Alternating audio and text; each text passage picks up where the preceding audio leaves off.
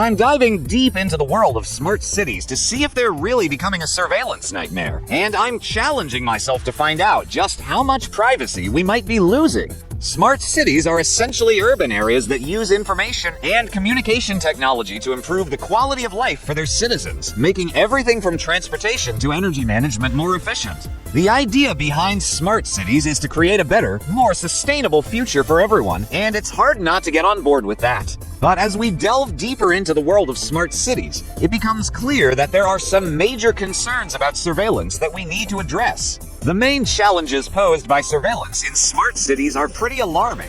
For one, the sheer amount of data being collected is staggering. Every time you use public transportation, walk down a street, or even throw away trash, you're leaving a digital footprint that can be tracked and monitored. This raises some serious questions about who has access to that data and how it's being used. Are our cities becoming nothing more than giant surveillance states, where every move we make is being watched and recorded? The potential for misuse of this data is huge, and it's not hard to imagine a scenario where it falls into the wrong hands. As we look closer at the data collection process, it becomes clear that it's not just about the information itself, but about how it's being used to shape our daily lives. Smart cities use something called the Internet of Things, or IoT, to connect all sorts of devices and sensors that can track and monitor everything from traffic flow to energy usage. While this can be useful for things like reducing congestion and saving energy, it also creates a vast network of surveillance that can be used to monitor our every move. And with the rise of artificial intelligence, it's becoming increasingly easy to analyze and use this data to predict and influence our behavior. The potential for surveillance in smart cities is also closely tied to the issue of privacy. If every aspect of our lives is being monitored and tracked, then what happens to our right to privacy? Do we even have a right to privacy in a smart city? Or are we essentially sacrificing that in the name of convenience and efficiency? These are big questions that need to be answered, and they're not going away anytime soon. As smart cities continue to grow and develop, we're going to have to confront the fact that our privacy is being eroded in ways we never thought possible. The collection of data in smart cities is a complex issue, and it's not just about the data itself, but about who has control over it. In many cases, the data collected in smart cities is being used by private companies, which raises concerns about how it's being used and who has access to it. This can create a situation where our personal data is being used to sell us things we don't need or to influence our behavior in ways we're not even aware of. It's a pretty scary thought, and it's one that we need to take seriously. Facial recognition technology is one of the most controversial forms of surveillance being used in smart cities. This technology uses cameras and artificial intelligence to identify and track individuals, often without their knowledge or consent. It's being used in everything from law enforcement to retail, and it's raising some serious concerns about privacy and civil liberties. For example, in some cities, facial recognition technology is being used to track and monitor protesters, which is a clear infringement on their right to free speech and assembly. The use of facial recognition technology in smart cities is a classic example of how surveillance can be used to control and manipulate people. By tracking and monitoring our every move, governments and corporations can use this technology to influence our behavior and shape our decisions. It's a form of social control that's both subtle and pervasive, and it's one that we need to be aware of. As we move forward with the development of smart cities, we need to make sure that we're not creating a surveillance state that undermines our basic human rights. People are starting to react to the use of surveillance technologies in smart cities, and it's not all positive.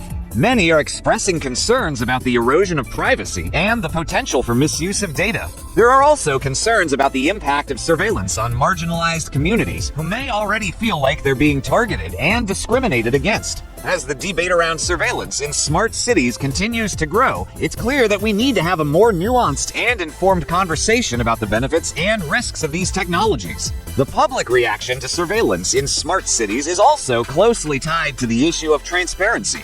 If people don't know how their data is being collected and used, then they're unlikely to trust the systems that are supposed to be serving them. This lack of transparency can create a sense of unease and mistrust, which can be corrosive to the very fabric of our society. As we move forward with the development of smart cities, we need to make sure that we're prioritizing transparency and accountability so that people can feel confident that their rights are being protected.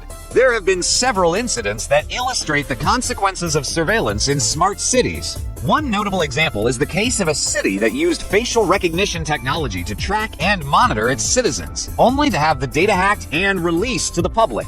This incident highlighted the risks of collecting and storing large amounts of personal data, and it raised serious questions about the security and accountability of these systems. It's a sobering reminder of the potential consequences of surveillance in smart cities, and it's one that we need to take seriously. Another significant incident is the case of a city that used smart city technologies to monitor and control the behavior of its citizens. The city used a combination of surveillance cameras, sensors, and data analytics to track and predict the behavior of its citizens, and to identify and respond to potential threats. While the intentions behind this system may have been good, it raises serious concerns about the potential for abuse and the erosion of civil liberties. It's a classic example of how surveillance can be used to control and manipulate people, and it's one that we need to be aware of. The consequences of surveillance in smart cities can be far-reaching and devastating. In some cases, it can lead to the erosion of trust and the breakdown of social cohesion.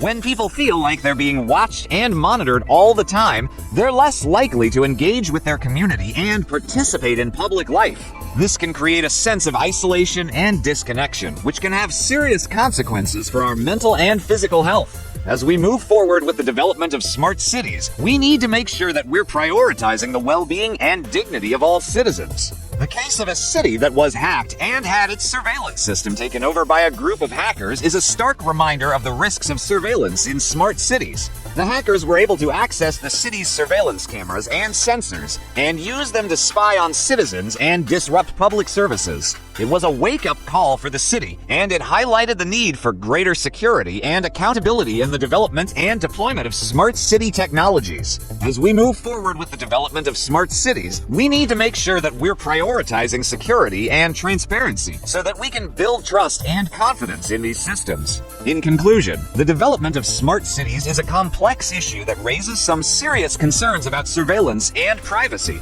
While smart cities have the potential to improve our quality of life and make our cities more efficient, they also create new risks and challenges that we need to address. As we move forward with the development of smart cities, we need to make sure that we're prioritizing transparency, accountability, and the protection of human rights. Exploring also from this way, imagine a city where traffic jams are a thing of the past, waste disposal happens without a single garbage truck, and street lights only turn on when someone is near. Sounds like a utopia, right? But what if this same city tracks your every move, records every conversation, and knows more about you than your own family? Is this a futuristic paradise or a surveillance nightmare? Welcome to the world of smart cities. In this video, we'll explore how smart cities work, their benefits, and the hidden risks that come with them.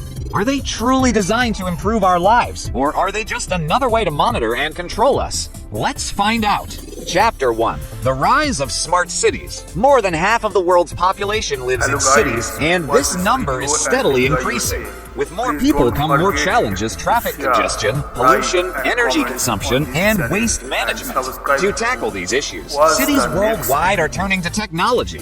From Nigeria and South Korea to India and Malaysia, smart city projects are emerging everywhere. A smart city uses sensors, AI, and the Internet of Things IoT to create an interconnected urban environment. This allows for efficient traffic management with driverless cars, real-time monitoring of pollution levels, automated waste collection systems, AI-assisted security systems.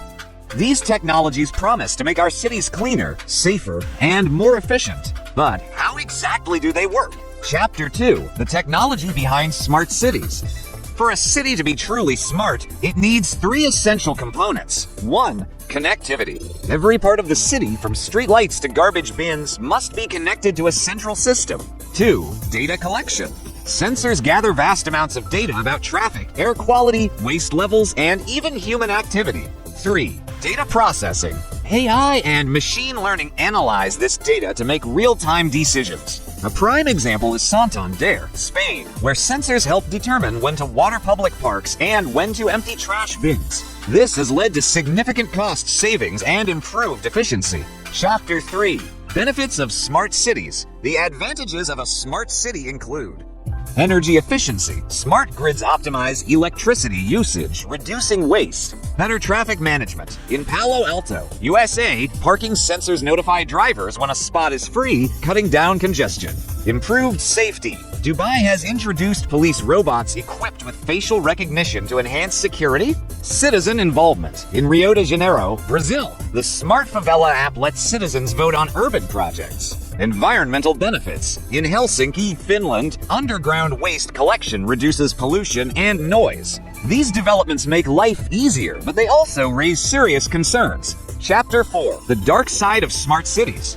While smart cities promise efficiency, they also come with a major drawback: mass surveillance. In places like Shenzhen, China, taxis have interior cameras that record every ride. Though marketed as a safety feature, it raises privacy concerns. Key risks include loss of privacy. Governments and corporations collect vast amounts of personal data. Data security. Hacked systems can shut down entire cities. Corporate control. In Toronto, Canada, Google's Sidewalk Labs aimed to build a smart district but faced backlash over data privacy concerns. Who should control our data? The government, private companies, or the people themselves?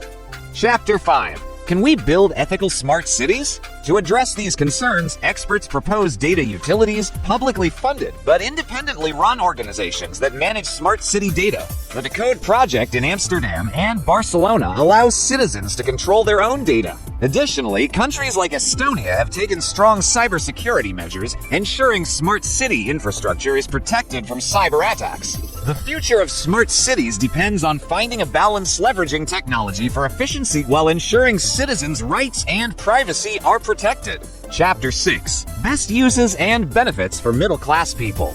Smart cities are not just about high-end technology for the elite. They offer many benefits for middle-class people as well. 1. Lower utility bills. Smart grids help reduce energy consumption, leading to lower electricity bills for homeowners. 2. Efficient public transport. AI-driven traffic management ensures better bus and metro schedules, reducing waiting times and improving daily commutes. 3. Affordable housing solutions. Smart building technologies help optimize space, making housing more affordable and energy efficient. 4. Enhanced safety. AI-powered surveillance and emergency response systems can make neighborhoods safer without excessive policing.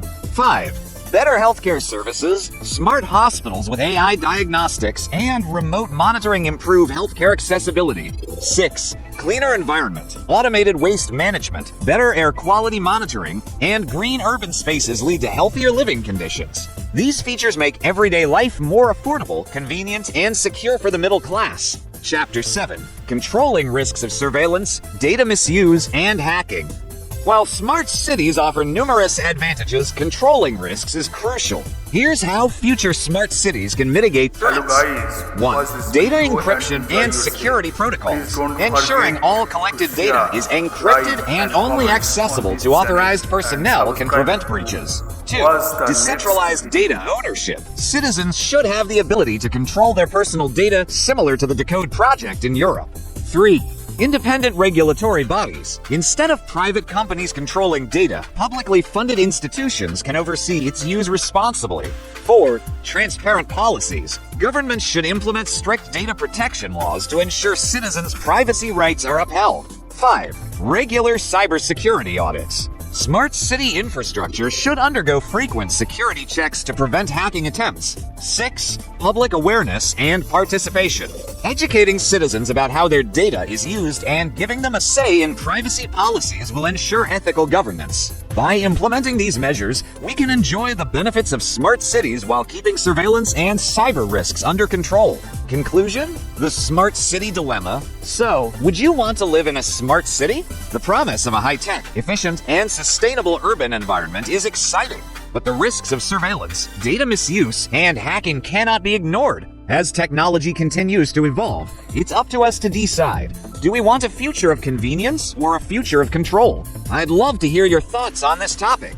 Do you think smart cities are becoming a surveillance nightmare, or do you think the benefits outweigh the risks? Let us know your thoughts in the comments below. Are smart cities the future we need or a step toward a surveillance state? Let me know in the comments below. And be sure to check out my next video on the future of urban living, where I'll be exploring more of the challenges and opportunities of smart cities. See you next time.